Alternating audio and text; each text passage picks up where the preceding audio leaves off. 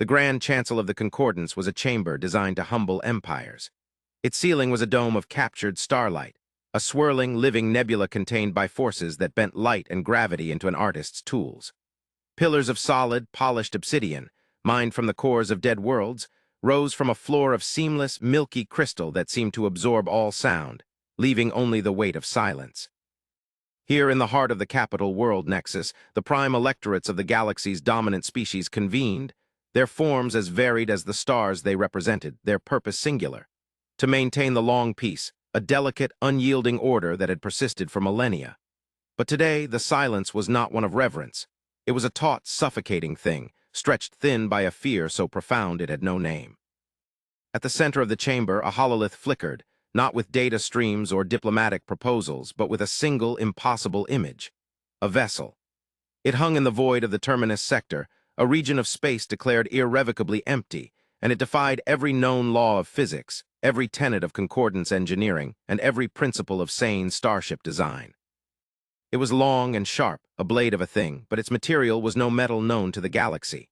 It did not reflect light so much as it consumed it, its hull a perfect, flat black that seemed to drink the surrounding starlight and leave a patch of deeper, more absolute darkness in its wake. There were no visible engines, no weapon emplacements, no viewports or sensor arrays. It was a shard of pure geometry, a wound in the fabric of space. It had not arrived via a transition gate, nor had it emerged from hyperspace. It had simply appeared. One moment the terminus sector was empty as it had been for eons. The next, the vessel was there, a silent, declarative statement of impossibility. For 3 rotations it had done nothing, and in its stillness it had shattered the foundations of galactic order.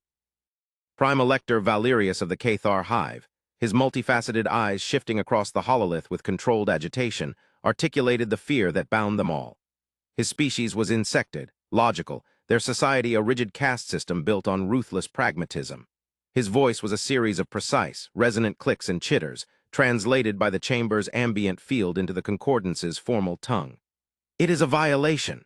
Every sensor sweep we conduct returns paradoxical readings. Its mass is incalculable, fluctuating between that of a small moon and a singularity.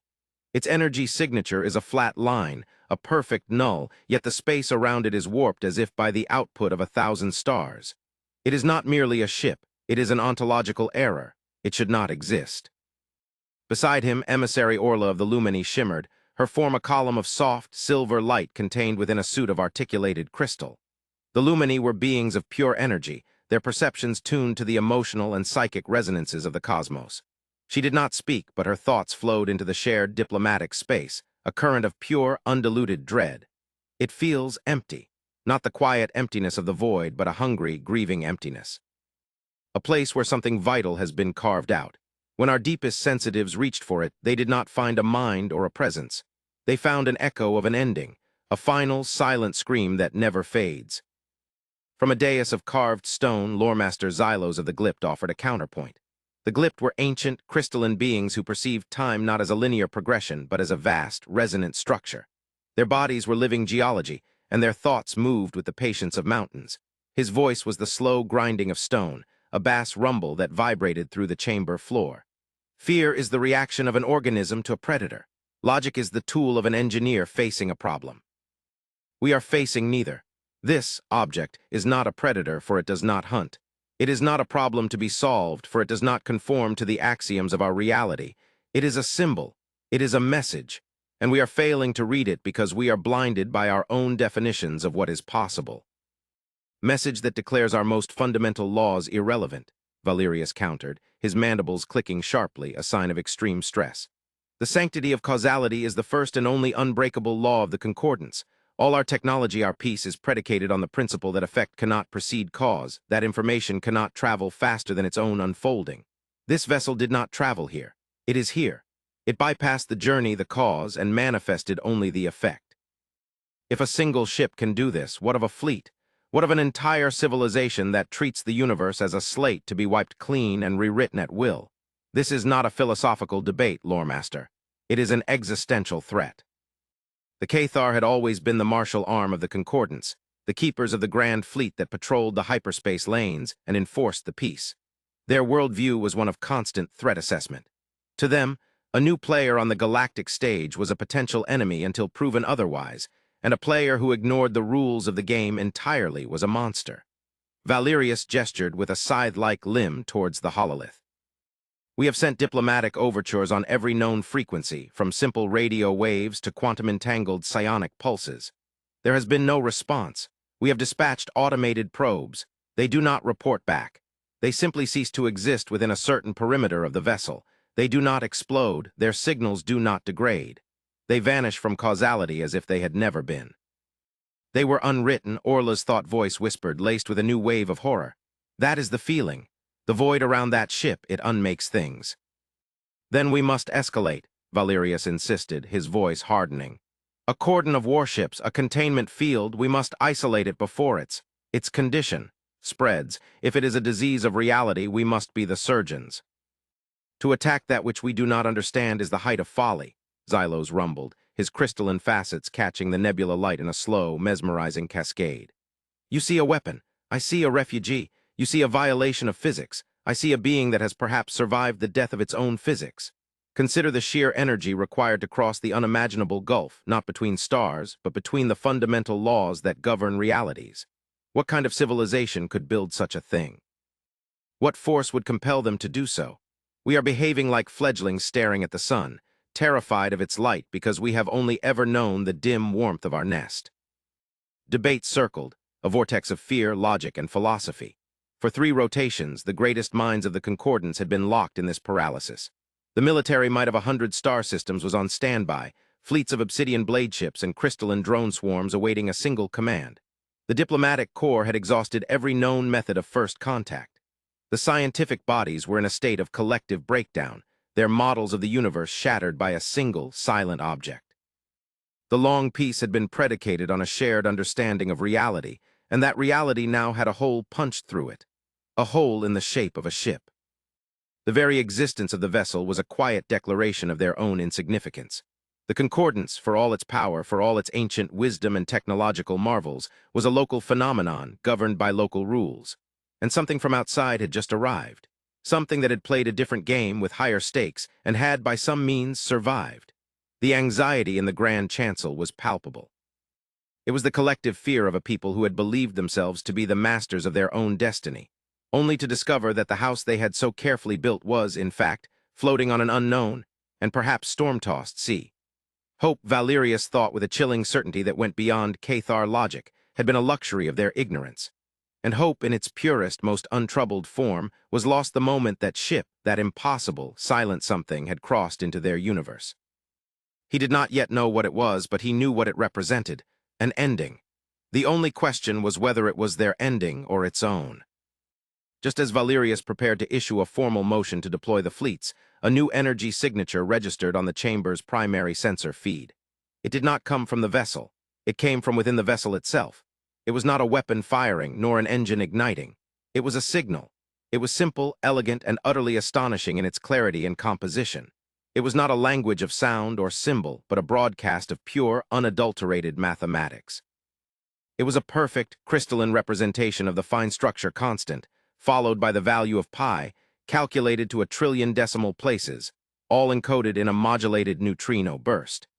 It was a message that transcended biology and culture, a universal statement of intelligence and precision.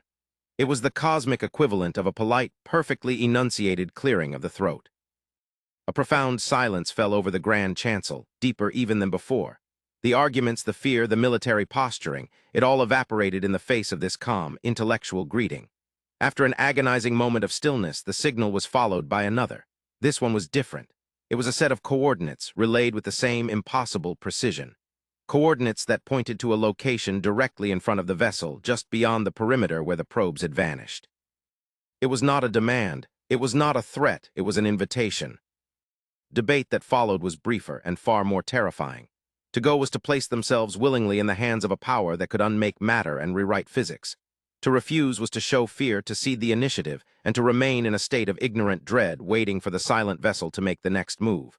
It was Valerius, the pragmatist, who made the final decision, surprising everyone, including himself. We cannot fight what we do not understand, and we cannot understand it from here. A delegation must be sent. If this is a trap, then we will have our answer. If it is not, then we may yet find a way to preserve the peace." He paused, his multifaceted eyes fixed on the serene, black shape of the ship. "I will go. The concordance requires a military assessment, unclouded by censor ghosts and theoretical paradoxes. I must see it with my own eyes." Loremaster Xylos inclined his massive, crystalline head. "The patterns of this event are too complex to be understood through the lens of threat alone. A philosophical perspective is required. I, too, will go." All eyes and 1,000 invisible senses turned to emissary Orla. Her silver light pulsed with a slow, rhythmic terror, but her thought voice was unexpectedly firm. "Where there is great emptiness, there is also the memory of what filled it. I must feel this presence, this absence, directly. To understand the heart of this mystery, we must know the nature of its grief. I will complete the delegation." And so it was decided. A single concordance diplomatic shuttle, the Starlight Envoy, was prepared. It was a vessel of peace, its hull gleaming white and gold, its only defenses being a state-of-the-art shield system designed to withstand the radiation of a nascent star. As it disembarked from the Nexus orbital station, it was dwarfed by the waiting Cathar battlecruisers, their obsidian hulls bristling with silent menace. They were the honor guard, the sentinels, and the potential executioners. The shuttle, carrying the three most powerful figures in the galaxy, moved with a solemn grace across the void, a tiny mote of light heading towards an impossibly large patch of darkness. The journey was made in silence, each of the delegates lost in their own form of contemplation. Valerius reviewed tactical schematics of the Cathar fleet, his mind a cold whirlwind of firing solutions and contingency plans, yet he knew it was a hollow exercise. How do you plan a battle against a foe who might not obey the laws of momentum or energy conservation? Xylos entered a state of deep resonance, his crystalline mind attempting to perceive the temporal echoes around the strange vessel, searching for a pattern, a history, in the warped space-time. Orla, meanwhile, shielded her consciousness, trying to build a barrier against the overwhelming sense of loss that she knew would only intensify as they drew closer. As the Starlight Envoy approached the designated coordinates, the vessel loomed larger, a perfect void against the backdrop of the distant galactic core. It was not merely black, it was a pure conceptual absence. The ship's sensors, which could map the quantum foam of empty space, returned nothing but a smooth, featureless null. There was no texture, no detail, only the sharp, clean edge of its impossible geometry. They stopped precisely at the designated point. For a moment, nothing happened. The silence stretched, a return to the suffocating tension of the Grand Chancel. Valerius's hand instinctively moved towards the comms panel to signal the fleet. Then a section of the black hull directly in front of them seemed to dissolve. It did not retract or open like a door. The perfect blackness simply faded, revealing an interior bathed in a soft, indirect white light. There was no visible airlock, no energy field, just an open entryway into the heart of the anomaly. The shuttle's external sensors screamed with warnings. The atmosphere inside was breathable, a standard nitrogen-oxygen mix. The gravity was precisely one standard G, the temperature was a comfortable ambient median. But the space just beyond the opening was not a vacuum. It was a pocket of perfect, habitable environment held in place by no discernible technology. Another invitation, a more profound one. After a moment of shared hesitation, Valerius gave the order. "Take us in, slowly." The shuttle drifted forward, crossing the invisible threshold. The moment they entered the vessel's interior, the universe outside vanished. The opening behind them did not close. The view of the stars and the distant concordance fleet simply ceased to be there, replaced by the same smooth, featureless black of the hull. They were inside, and they were cut off. The shuttle's quantum-entangled communicator, their unbreakable link to Nexus, went dead. Not with static, but with a perfect, clean silence. They were utterly alone. They had entered a docking bay of impossible scale. The chamber was a vast cavern, its walls curving up and away into a misty, indeterminate distance. The white light emanated from the very material of the walls, giving the space a sterile, shadowless quality. The air was still and held a faint, metallic scent, like the air after a lightning strike. There was no crew, no machinery, no activity, only a silent, waiting emptiness. At the center of the bay, a single figure stood waiting for them. It was humanoid, 2 arms, 2 legs, a torso, a head. It was dressed in a simple, form-fitting suit of a dark gray material that seemed to shift and flow like liquid smoke. Its face was unobscured, and the sight of it was both alien and unnervingly familiar. The skin was pale, the features soft. The hair was dark and cut short, but it was the eyes that held the delegates captive. They were a deep, clear blue, and they held an expression of profound, soul-deep weariness. It was a look that Xylos, who had witnessed the birth of stars, had never seen before.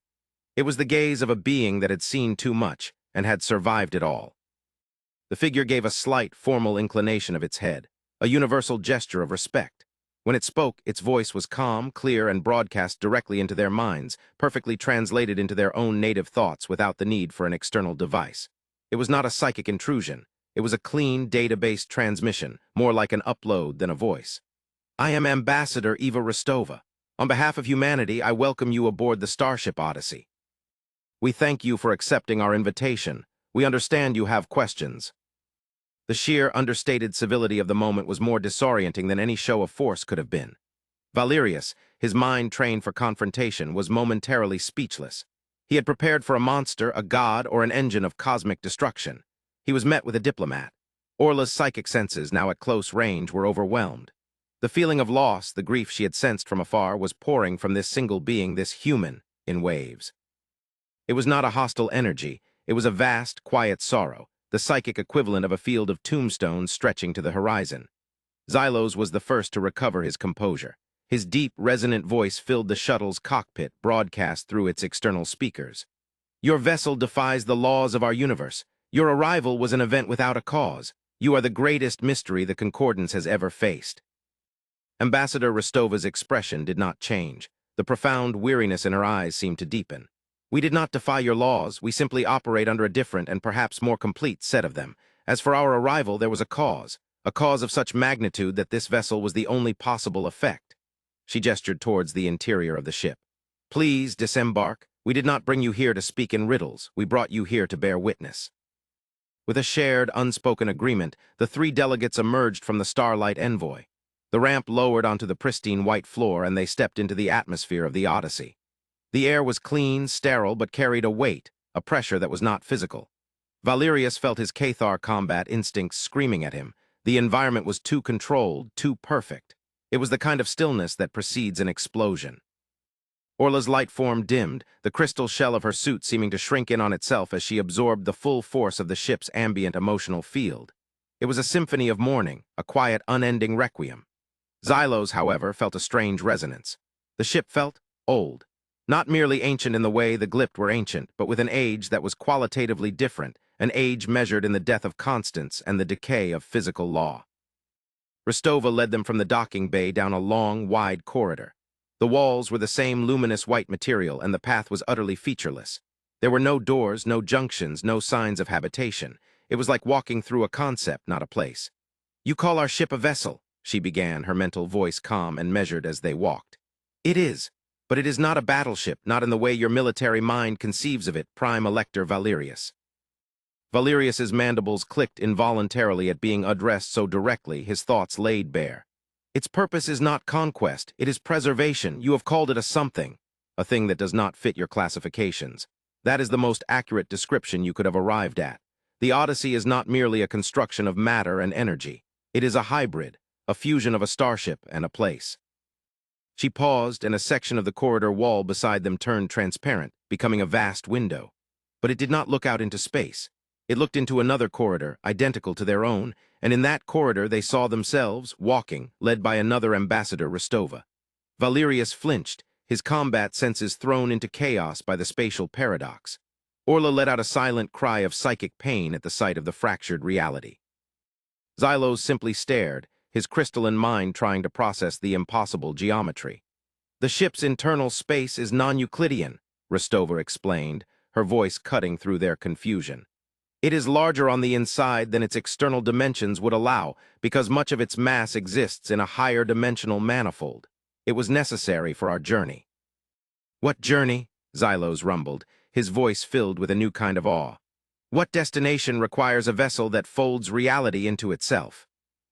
Rostova did not answer immediately. She led them onward, the paradoxical window fading back to white. They arrived in a new chamber, this one circular and vast, even larger than the docking bay. The ceiling was a high, dark dome, and the floor sloped down towards a central platform surrounded by a low railing. The air here was cold, and the ambient light was dimmer. The feeling of grief, of profound and eternal loss, was almost physically crushing. Orla's light form flickered violently, and she had to brace herself against the railing to keep from collapsing. This is the heart of the Odyssey, Rostova said, her voice now softer, imbued with a deep and painful reverence. This is the reason for our existence. This is the something in our battleship something. She led them to the railing. They looked down. Below them was not a floor, not an engine core, not a reactor. It was a perfect sphere of absolute nothing. It was not black in the way the ship's hull was black. The hull was the absence of light. This was the absence of everything. Space, time, matter, energy, law. It was a whole in existence, a stabilized, contained orb of pure non-being. It did not radiate cold or darkness. It was the source of it. Staring into it, Valerius felt his logical Cathar mind begin to fray. It was like trying to divide by zero. All his instincts, his entire biological and intellectual framework screamed that such a thing could not be. And yet it was. What is it? Xylo's breath, the first tremor of true fear in his ancient, stony voice. It is our home, Rostova said quietly. Or rather, it is what is left of it. It is a captured, stabilized remnant of the universe that birthed us. The three delegates stared, their minds reeling from the sheer, catastrophic weight of her words. A remnant of a universe, an entire cosmos condensed into a sphere of silent oblivion held captive in the heart of a starship. The scale of the concept was so vast, so utterly outside their experience, that it bordered on the incomprehensible. It was the ultimate blasphemy against reality itself. Our universe, Rostova continued, her gaze fixed on the sphere of nothingness, her blue eyes reflecting a void that no star could ever fill, did not die a natural death of heat and entropy. It was erased. We called it the Great Silence. A phenomenon, a force we never understood. It was not an explosion. It was a quiet, relentless unraveling, a creeping negation that spread from the outer edges of spacetime, moving inward. It didn't destroy things, it unwrote them. Stars, galaxies, the laws of physics that governed them, the very history of their existence, all were smoothed over, returned to a state of perfect, featureless null. Causality itself was being consumed. She turned to face them, and for the first time the weariness in her eyes was joined by a flicker of the ancient, desperate fire that had fueled their impossible journey. We were an old species. We had achieved things you would consider magic. We could manipulate space-time, engineer stars, and think on a planetary scale. But we could not fight the silence. How do you fight something that erases the very concept of a fight? How do you build a wall against an enemy that unmakes the wall and the memory of its builder? We tried, she said, her mental voice a low, painful whisper. We built fortresses in folded spacetime. We tried to outrun it, pushing our FTL technology to its absolute limits. We even tried to reason with it, broadcasting every philosophical and mathematical theorem we had ever conceived into the advancing void, hoping to find a mind, a purpose. There was nothing, just the quiet, patient end of everything. Valerius stared at the sphere, and finally he understood the ship's impossible properties. The fluctuating mass, the null energy signature, the ability to appear without travel. The Odyssey wasn't powered by a reactor. It was powered by the corpse of a dead universe. It drew energy from the fundamental paradox of its own core, a contained ending that it used as a source of infinite, silent power. Its weapons were not weapons at all. They were reality-shaping tools designed to do one thing: survive the crossing. They had not flown from their universe to this one. They had broken through. They had used the final, catastrophic energies of their dying home to punch a hole in the membrane between realities, and had pulled themselves through, dragging the last, sorrowful remnant with them. This ship, Rostova said, placing a hand on the cold railing, is not a warship. It is an ark, not for our people. We are too few, the last handful of a species that numbered in the trillions across 1,000 worlds. It is an ark of knowledge, a memorial, a warning. We built it around the last fragment of our reality, the final echo of our existence, and we fled. We are not invaders. We are refugees of a kind you cannot imagine. Orla's light pulsed with a slow, rhythmic sorrow, no longer one of fear, but of empathy. The grief she projected softly. It is not just yours, it is the ship's. It is the ghost of everyone you lost, the ghost of your entire universe. Yes, Rostova affirmed, a single crystalline tear tracing a path down her cheek, a sign of emotion so profound it was shocking in its simplicity. The Odyssey is a tomb. Every human you see aboard this vessel is a keeper of that tomb. We live and breathe the memory of all that was lost. We cross the void between worlds, not seeking a new home to conquer, but a new universe to warn. Xylos felt the resonant patterns of history click into place in his mind, but the picture they formed was more terrible than any he had ever conceived. You speak of a warning. You believe this? Great silence. It is not unique to your home. A chilling stillness descended upon the chamber. Rostova turned her gaze from the void below to meet the loremaster S. The silence was not a random cosmological event. In our final days, with our most powerful temporal sensors, we looked back into the deep time of our universe. We found traces, echoes of other silences, a pattern, a cycle. Universes are born, they flourish with life and complexity, and then one by one they are silenced, wiped clean. It is a force of cosmic entropy far more fundamental and terrifying than the slow decay you know. It is a reset, a recurring galactic-scale extinction of reality itself. The final piece of the puzzle slotted into place. Humanity was not just a refugee. They were a prophet. They were the sole survivor of a cosmic apocalypse, arriving with a gospel of absolute doom. The name of their ship, the Odyssey, was not one of exploration, but of a long, desperate, and perhaps hopeless journey home, a home that no longer existed, a home they were trying to prevent other universes from becoming. The cold, logical dread that settled in Valerius's mind was absolute. The Cathar had spent generations preparing for wars between species, for ideological conflicts and resource disputes. They had never once conceived of preparing for a war against the concept of non-existence. Their fleets, their strategies, their entire martial philosophy, it was all rendered as meaningless as a child's wooden sword in the face of a supernova. All their plans, all their power, had been built on the assumption that reality was a stable, reliable foundation. Humanity had just told them that their foundation was built on sand, and the tide was coming in. The journey back to the Starlight Envoy was conducted in a state of profound, world-altering shock. The three delegates, once the unshakable pillars of their respective peoples, were humbled, terrified, and fundamentally changed. They had journeyed into the heart of a mystery, and had found a truth so vast and terrible that it threatened to unmake them. As they boarded their shuttle, Rostova stood in the docking bay, a solitary, somber figure. "We have been adrift for an age," she said, her final words echoing in their minds. "We have observed many realities. Most were barren, some were dying. Yours is the first we have found that is so full of life, so complex, so hopeful. We did not know if you would greet us with weapons or with words.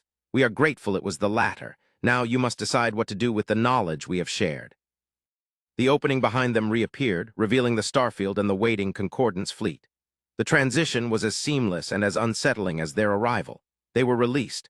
As the Starlight Envoy pulled away, the entrance to the Odyssey faded back into perfect, featureless black, leaving the ship once again a silent, inscrutable wound in space. But now they knew what lay behind that silence. Not malice, not aggression, but a sorrow as deep as a universe and a warning as final as the grave. The return to the Grand Chancel on Nexus was a somber affair. The chamber, once filled with the energy of heated debate, was now submerged in a deep, expectant quiet. The Prime Electorates had been monitoring the delegation's shuttle, and they knew that contact had been made and that their leaders had returned. As Valerius, Xylos, and Orla took their places, their changed demeanors sent a ripple of unease through the assembled powers. Valerius, the aggressive pragmatist, was subdued, his usual sharp, decisive energy replaced by a heavy, contemplative stillness. Xylos, the patient philosopher, seemed agitated, the slow, calm resonances of his crystalline form replaced by a discordant hum of urgency. And Orla, the empathetic sensitive, was no longer radiating fear, but a vast, shared grief that washed over the chamber, silencing the stray thoughts of every being present. Valerius was the first to speak, his translated voice devoid of its usual hard edge. "Disarm the fleet." The command was so unexpected, so contrary to his established position, that a murmur of disbelief went through the Cathar delegation. "Recall all battle groups from the Terminus sector. Stand down from high alert. The vessel, the Odyssey, is not a threat. It is not a warship." He paused, gathering his thoughts, struggling to articulate the paradigm shift that had occurred within him. "We have operated for 10,000 years under the belief that the greatest threat we could face would be a rival power, a conqueror, a zealot, an empire whose ambitions clashed with our own. We were wrong. We have been preparing for the wrong war. The beings within that ship, the humans, are not our enemies. They may be the most important allies we will ever have." Then Xylos spoke, his voice a low, urgent grinding of stone that commanded absolute attention. "The patterns I have sought are clearer now, and they are terrifying. We have always perceived time as a grand, unfolding tapestry. The humans have shown us that there is a force that can unweave it. They call it the Great Silence. It is not a metaphor. It is a physical, cosmological reality. The reason their ship violates our laws of physics is because it is a product of a set of laws that no longer exist. It is a fossil of a dead reality, a ghost in the machine of our universe." Finally, Orla shared her experience, her thought voice a pure, clear wave of emotion that left no room for doubt. I have felt the heart of that ship. I have stood in the presence of its eternal sorrow. They are not conquerors. They are mourners.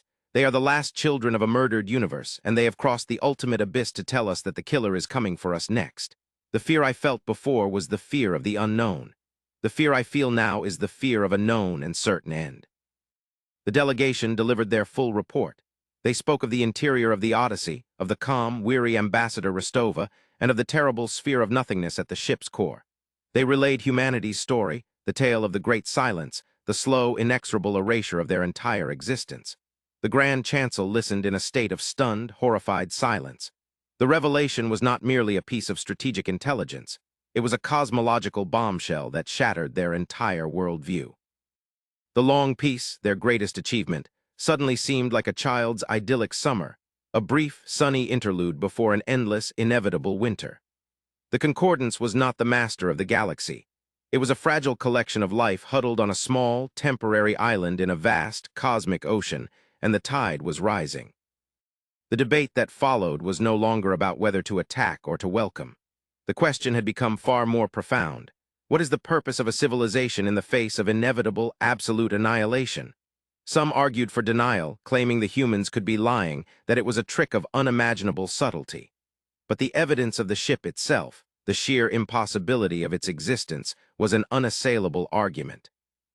Others fell into despair, arguing that if a civilization as advanced as humanity's could not stop the silence, then what hope was there for them?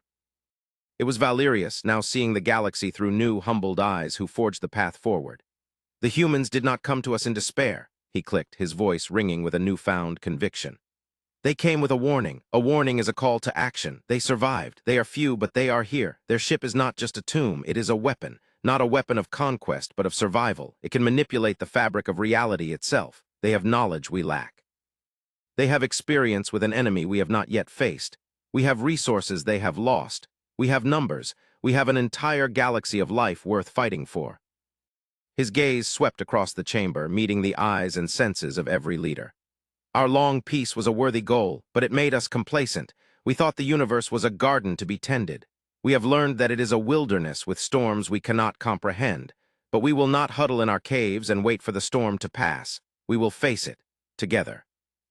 The Concordance, for the first time in its history, was united not by treaty or by trade, but by a shared existential dread. A formal invitation was sent to the Odyssey. Not a summons, but a request for alliance. An offer of sanctuary, of resources, of shared knowledge. They offered humanity a new home, not as refugees, but as partners. Ambassador Rostova accepted. A week later, she stood in the center of the Grand Chancel, her small, humanoid form not humbled by the Grand Chamber, but holding its own quiet, immense gravity. She stood before the collected power of the galaxy, the sole representative of 1,000,000,000,000 dead souls, and she accepted their alliance with a solemn grace. "We are grateful," her mental voice projected, calm and clear. "For an age we have been alone, to have allies once more. It is a feeling we thought we had lost forever. We will share all that we know. Our technology, our history, our understanding of the enemy. The Odyssey will serve the Concordance." A wave of relief and a surge of new, desperate hope washed through the chamber. They had a chance. They had allies who had faced the end and survived. They had a weapon that could rewrite physics. The future was terrifying, but it was no longer a certain void. Then Ambassador Rostova made one final gesture. "There is one last piece of information we must share," she said, her voice turning grave. "It is the reason we chose to reveal ourselves in this sector in this specific moment." The central hololith, which had been dark since the Odyssey had been identified, flickered back to life. It did not show the human ship. It showed a map of their own galaxy, a swirling vortex of 100 billion stars rendered in exquisite, painful detail. It was a familiar, comforting sight. "The Odyssey is more than a vessel and a tomb," Rostova explained. "It is also a sensor. Its core, the remnant of our universe, is exquisitely sensitive to the precursors of a silence event. It can detect the subtle decoherence of quantum causality, the first faint whispers of the unraveling. It is how we knew our own end was coming. We have been scanning your universe since our arrival." A deep, collective dread fell upon the chancel. Every being in the room understood what was coming next. The map on the hololith began to shift. A new layer of data was superimposed over the familiar swirl of stars. It was a faint, almost imperceptible discoloration, a subtle, sickly static at the very edge of the map, originating from the intergalactic void. It was like a patch of cosmic mildew, slowly, quietly spreading inward. "The silence is not coming," Ambassador Rostova stated, her voice flat, devoid of all emotion, a simple statement of terrible fact. "It is already here." The image zoomed in on the discolored patch. It was a wave of subtle ontological decay, washing over the cosmic microwave background radiation, smoothing it, erasing the faint, ancient echoes of this universe's own creation. It was a slow, patient, and utterly unstoppable tide of nothingness.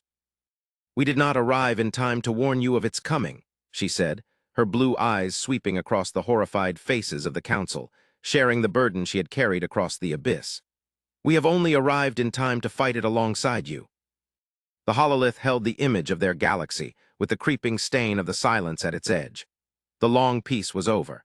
The age of the concordance was over. Everything they had ever known, every struggle, every achievement, every hope and dream of their myriad species, was now just a prelude to a single, final war against the end of all things. Hope for the old world, the world of peace and predictable physics and endless tomorrows, was indeed lost the moment humanity's battleship something had crossed into their universe. But as Valerius looked from the face of the human ambassador to the determined, terrified faces of his fellow council members, he realized a new kind of hope was being born in that chamber. It was not the easy, complacent hope of peacetime. It was a hard, desperate, and defiant hope. The hope of a universe that had just been told it was dying, and had decided, as one, to live.